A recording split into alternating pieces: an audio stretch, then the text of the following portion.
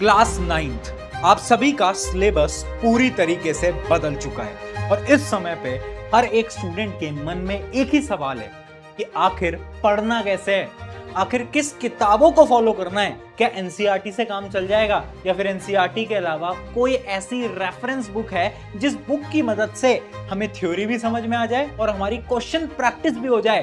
तो टेंशन मत लो, क्योंकि आज की वीडियो के अंदर मैं आपको यही बताने वाला हूं कि क्लास 9th में पढ़ाई कैसे करनी है, कौन कौन सी बुक्स हैं जो कि तुम्हें अपनी क्लास 9th के अंदर जरूर लेनी है।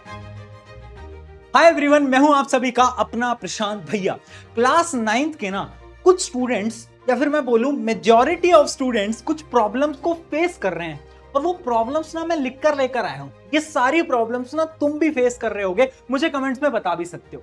सबसे पहली मिस्टेक, नो फिक्स्ड रिसोर्स। यानी मेजॉरिटी ऑफ स्टूडेंट गलती क्या करते हैं ना कि वो एक रिसोर्स को फॉलो नहीं करते। यानी वो क्या करते हैं कि कभी एनसीईआरटी से पढ़ते हैं, फिर जब एनसीईआरटी की लैंग्वेज समझ नहीं आती तो वो सोचते हैं क्या कोई एक्स्ट्रा बुक ली जा सकती है, तो वो अपने दोस्तों से पूछते हैं। उनके एक दोस्त ने एक किताब ले रखी होती है, दूसरे ने दूसरी किताब, तो वो सारी बुक्स को ले लेते हैं और पढ़ते एक से भी नहीं है।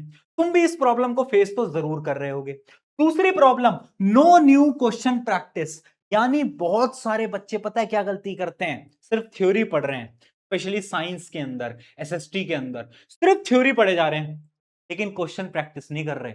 अगर तुम एकदम ये जो नया सिलेबस आया ना इसको थोड़ा एनालाइज करोगे, थोड़ा देखोगे, तो तुम्हें रियलाइज होगा कि नए सिलेबस के अंदर थ्योरी से ज्यादा इंपॉर्टेंट हो गए हैं क्वेश्चंस। यानी सही प्रकार के अगर तुम सवाल लगाते हो, हाई लेवल के क्वेश्चंस की अगर तुम प्रैक्टिस करोगे, तभी तुम क्लास 9 के अंदर अच्छा स्कोर करके आ पाओगे।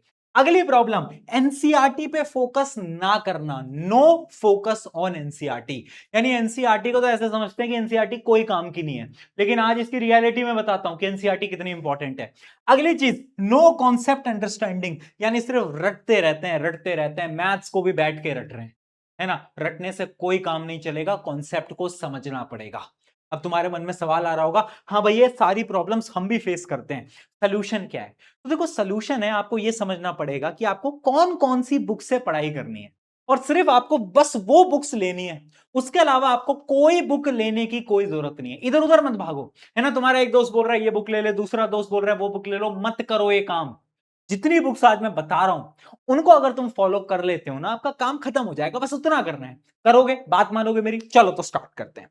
सबसे पहले इंपॉर्टेंट, न्यू एनसीईआरटी। सारी नई एनसीईआरटी अब आपको, अगर आपको पीडीएफ की फॉर्म में चाहिए तो आप एनसीईआरटी की वेबसाइट पे जा सकते हो, लेकिन मेरी रिकमेंडेशन है कि एनसीईआरटी की जो बुक है वो आपके आसपास में अगर कोई स्टोर है वहां पे मिल जाएगी, वरना अमेजोन पे ऑनलाइन मिल जाएगी। ठीक है, तो एनसीईआरटी की जो नई किताबें हैं, आई होप अभी तक तुमने मंगवा ली होंगी। नहीं मंगवाई है तो प्लीज मंगवा लो, क्योंकि एनसीईआरटी से इंपॉर्टेंट कुछ नहीं है भैया। पर एनसीईआरटी पढ़ते कैसे हैं उसके बारे में बात करूंगा, लेकिन ध्यान रखना, अगर मैं साइंस की बात करूं, एनसीईआरटी की जो लाइन है ना, हर एक लाइन इंपॉर्टेंट है। दूसरी बात, एनसीईआरटी के जो क्वेश्चंस होते हैं, जो इन टेक्स्ट क्वेश्चन होते हैं, जो आखिरी के क्वेश्चंस होते हैं एक्सरसाइज के बाद के, वो भी आपको करने हैं, वो भी इंपॉर्टेंट है। चाहे वो साइंस की बात हुई, एसएसटी की बात हुई, मैथ्स के तो क्वेश्चन ही इंपॉर्टेंट होते हैं, वो तो तुम्हें पता ही है ना।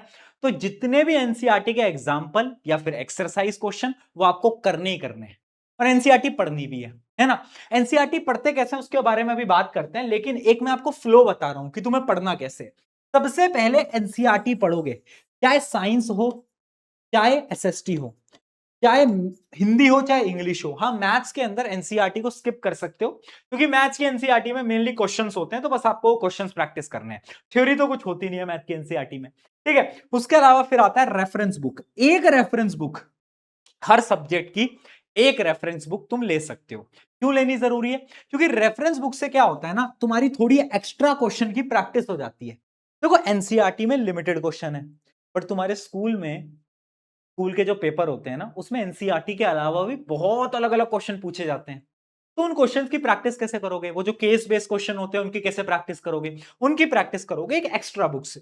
हर सब्जेक्ट की सिर्फ एक एक्स्ट्रा बुक तुम्हें लेनी है, ज्यादा नहीं लेनी, अभी मैं बता भी दूंगा। ठीक है, अगली चीज, जब ये दोनों चीजें हो जाएं, फिर आपको रिवीजन करना होता है, और रिवीजन के साथ साथ जो आपके स्कूल में टेस्ट होते हैं, पीरियोडिक टेस्ट होते हैं, उनको स्किप मत करना, वो आपको देने ही पड़ेंगे, उनसे आपकी प्रैक्टिस होती है। अब तुम बोलोगे भैया एनसीईआरटी आपने तो बोल दिया पढ़ लो, बट आपको पता है जो एसएसटी की एनसीईआरटी है, साइंस की एनसीईआरटी है, इतनी बोरिंग है ना, मैं आपको क्या ही बताऊं।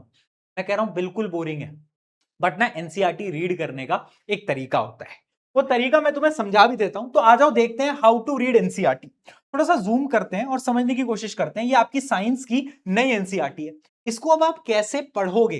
तो देखो पहली चीज तो ना एनसीईआरटी को गंदा करने से डरो मत। बच्चों को क्या लगता है एनसीईआरटी पे अगर कुछ लिख दिया तो एनसीईआरटी गंदी हो जाएगी। अरे डर क्यों रहे हो यार, बेचनी थोड़ी ना एनसीईआरटी, अपने पास ही रहेगी या अपने जूनियर्स को दे देना बाद में। बट एनसीईआरटी को गंदी करो, कैसे गंदी करोगे देखो आओ। पहली चीज, जो भी तुम्हें इंपॉर्टेंट लग रहा है उस पर अंडरलाइन करो, ठीक है। जैसे एक लाइन मुझे लगा कि the cell membrane is selective permeable membrane, इसको मैं अंडरलाइन कर दूंगा, ठीक है। तो जो भी इंपॉर्टेंट लग रहा है पहले तो उसको अंडरलाइन करो। सेकंड टिप, ये एक टॉपिक है, सेल मेम्ब्रेन एक टॉपिक है। जितने भी टॉपिक है ना, उन टॉपिक के ऊपर खुद से आपको 3 सवाल पूछने हैं। वो 3 सवाल क्या है? वो 3 सवाल है डब्ल्यू डब्ल्यू एच। ये क्या है? पहले डब्ल्यू का मतलब है व्हाट, दूसरे का मतलब है व्हाई और तीसरे का मतलब है हाउ। यानी एक टॉपिक है सेल मेम्ब्रेन, तो पहले तुम खुद से पूछो व्हाट इज सेल मेम्ब्रेन और उसका आंसर यहां पर लिख दो, है ना, उसका आंसर यहीं लिख दो। फिर पूछो why is cell membrane important, पता होना चाहिए, उसका आंसर भी यहां लिख दो, ठीक है। पेंसिल से लिख दो, पेन से लिख दो। और एच का मतलब होता है हाउ, यानी सेल मेम्ब्रेन काम कैसे करती है, तो उसका भी इंपॉर्टेंट पॉइंट यहां पर तुम लिख दो, है ना। अभी भैया क्यों लिखवा रहे हो, एनसीईआरटी हमारी इतनी गंदी हो जाएगी। मैंने कहा देख, इसका पता है इंपॉर्टेंस क्या होता है, जब तुम रिवाइज कर रहे होगे ना तो तुम्हें वापस से ये बोरिंग एनसीईआरटी पढ़ने की जरूरत नहीं है। एनसीईआरटी हम सिर्फ एक बार पढ़ेंगे, फिर वापस से जब हमें रिवीजन करना होगा तो हम सिर्फ इन पॉइंटर्स को पढ़ लेंगे जो कि हमने ऊपर लिखे हैं। अगर आप इन पॉइंटर्स को पढ़ लेते हो तो होगा क्या कि आपको बार बार ये बोरिंग एनसीईआरटी पढ़ने से छुटकारा मिल जाएगा। पॉइंटर्स पढ़ोगे रिवाइज हो जाएगा। समझ रहे हो बात को? ऐसे पढ़ते हैं साइंस और एसएसटी की एनसीईआरटी पढ़ने का, यही तरीका है, वन एंड ओनली। वरना कभी नहीं पढ़ पाओगे, कभी नहीं पढ़ पाओगे, बोर हो जाओगे, एनसीईआरटी पढ़ते नींद आएगी। ठीक है, तो एक बार पढ़ना है, डेडिकेशन से पढ़ना है।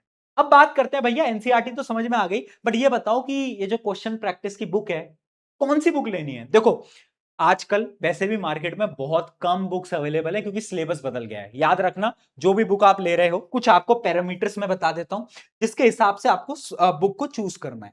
पहला पैरामीटर न्यू सिलेबस, याद रखना नया सिलेबस वाली बुक होनी चाहिए, है ना। ऐसा ना हो ओल्ड सिलेबस वाली बुक तुम ले लो क्योंकि सिलेबस बदल गया है। डिफिकल्ट क्वेश्चंस होने चाहिए, मॉडरेट क्वेश्चन होने चाहिए। ऐसी कोई बुक मत ले लेना जिसमें कि सवाल एकदम हल्के सवाल है, इजी सवाल है, कोई फायदा नहीं है। अगली चीज, वेल समराइज थ्योरी। देखो थ्योरी होना भी इंपॉर्टेंट होता है एक बुक के अंदर, क्योंकि अगर उसमें थ्योरी नहीं होगी ना तो कोई फायदा नहीं है ना। क्योंकि थ्योरी से हमें रिवीजन मिलता है, फिर हम क्वेश्चन प्रैक्टिस पे जाते हैं। तो ऐसी बुक लेना जिसके अंदर थोड़ी समराइज्ड वे में थ्योरी भी हो। भैया कहां से ले बुक? जो तुम्हारी मर्जी तुम वो ले लो, बट आज मैं तुम्हें एक ऐसी बुक बता देता हूं जो कि मैं खुद तुम्हारे लिए लेकर आया हूं। साइंस की एक बुक है, क्योंकि मैं साइंस पढ़ाता हूं। साइंस की बुक मैं तुम्हारे लिए लॉन्च करने जा रहा हूं। हाँ एकदम सही सुना, क्लास 9th की नए सिलेबस की साइंस की बुक आज मैं तुम्हारे सामने लॉन्च करने जा रहा हूं। याद रखना, मैं क्लास 10th और क्लास 9th की बुक हर साल रिलीज करता हूं, लेकिन इस क्लास 9th की बुक बनाने में ना मेरा आज तक सबसे ज्यादा टाइम लगा है। क्यों? सिलेबस बदल गया था और मुझे मुश्किल क्वेश्चन इसके अंदर डालने थे, तो इसमें इतना टाइम लगा है, इतने एफर्ट्स लगे हैं, और जब तुम्हारे घर में बुक आएगी तुम्हें दिखेगा भी। ठीक है, तो ये नई हमने क्वेश्चन बैंक बना दी है, ये मेरे हाथ में भी है। कुछ इस प्रकार से क्वेश्चन बैंक है, जब तुम इसका पहला पन्ना पलटोगे भी ना तो तुम्हें यहां पर मेरा ऐसा नाम भी दिख जाएगा, है ना, कि ऑथर कौन है, किसने इस किताब को लिखा है। ठीक है, इस किताब के फीचर मैं आपको फटाफट से बता देता हूं, और मैं एक चीज गारंटी से बोल रहा हूं, क्लास 9th की नए सिलेबस की इससे शानदार बुक नहीं है, नहीं मिलेगी, ये मैं गारंटी दे रहा हूं, नहीं मिलने वाली। ठीक है, तो पहले हम बात करते हैं इसका इंडेक्स, यानी इसके अंदर साइंस के सारे चैप्टर्स हैं। तो सबसे पहले मान लो हम एक चैप्टर उठाते हैं सेल।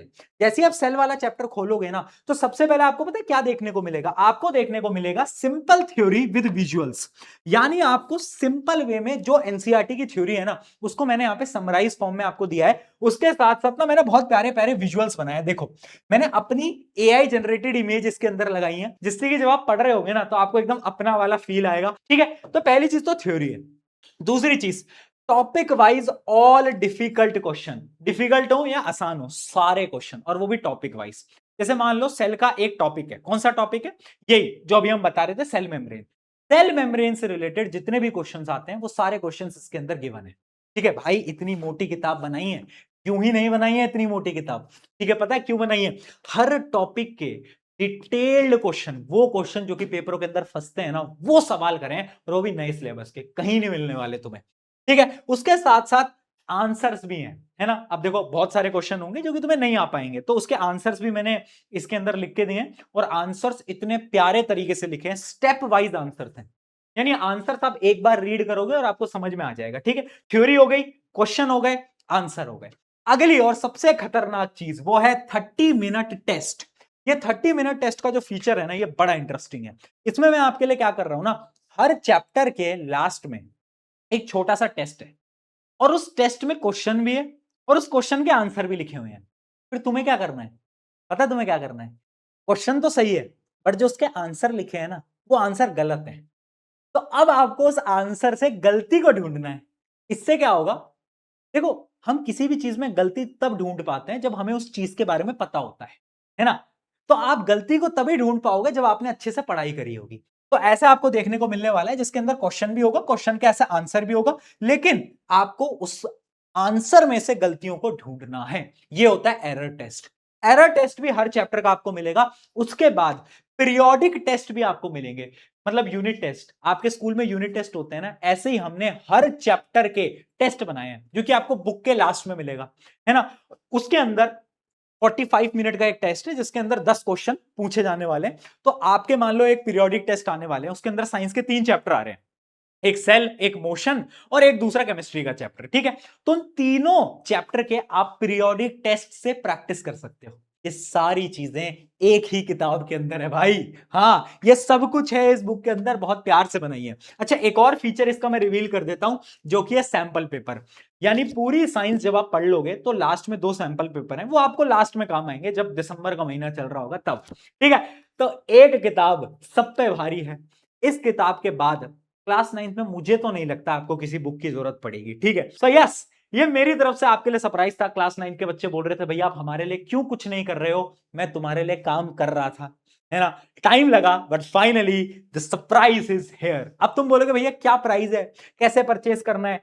भाई Amazon पे आपको मिलेगा। वैसे इसका प्राइस है इस बुक का 649, बट एक मैं लिंक दूंगा, और इसका प्राइस आपको मिलेगा 590 के आसपास मिलेगा। और ये प्राइस आपको इसलिए मिलेगा क्योंकि अभी हम इस बुक को प्री लॉन्च कर रहे हैं, क्योंकि बुक अभी तक हम प्रिंट कर रहे हैं, काम चल रहा है, लिमिटेड क्वांटिटी हमने बनाई है ना, क्योंकि अभी बुक फाइनल हुई थी और प्रिंट करने में टाइम लगता है, तो काम बुक पे चल रहा है। प्री लॉन्च आज मैं कर रहा हूं, बट लिमिटेड स्टॉक्स हैं, तो आप अभी से ही जाके क्या करना, ऑर्डर कर लेना, है ना। लिंक डिस्क्रिप्शन में दे रहा हूं। इस प्राइस पे आपको बुक मिल जाएगी अगर आप अभी ऑर्डर करते हो। तो बाद में करोगे तो अमेजॉन प्राइस बदल देगा, बट अभी स्पेशल लिंक है डिस्क्रिप्शन में, उससे आपको मिल जाएगा। ठीक है, तो यस, क्लास 9th वाले तुम्हारे साथ भी तुम्हारे प्रशांत भैया खड़े हैं। एक सरप्राइज और देता हूं, बुक तुम्हारे लिए बना दी है, न्यू वन शॉट लेक्चर्स भी तुम्हारे लिए मैं लेकर आने वाला हूं, जो कि यूट्यूब पे फ्री ऑफ कॉस्ट रहेंगे। चलो मिलते हैं, बहुत एफर्ट्स लगे हैं, बताना मुझे बुक आपको कैसी लगी। Take care, bye bye.